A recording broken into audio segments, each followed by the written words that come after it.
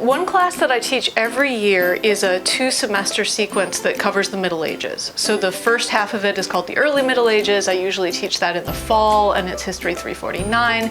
Then the second half is the Late Middle Ages. I usually teach that in the spring, and that's History 350.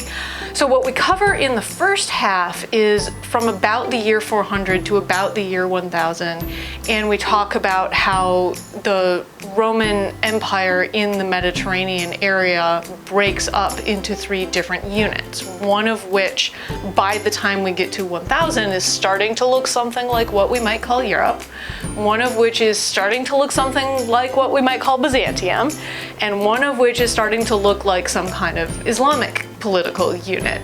So we talk about how that happens over the course of about 600 years. The second one focuses more on the European area, although we do still talk about connections to the Byzantine area and to the Islamic world.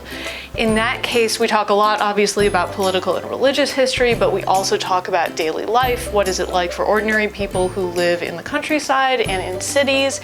And we also talk a little bit about education in the Middle Ages, because we are all here in this university, and universities are something that were created during the medieval period. So we talk a little bit about what is a university, where did it come from, we talk about specialist studies in law and medicine, and it's a pretty fun class. So if you're interested in any of these things, consider you can take one semester by itself, or you can take both semesters together.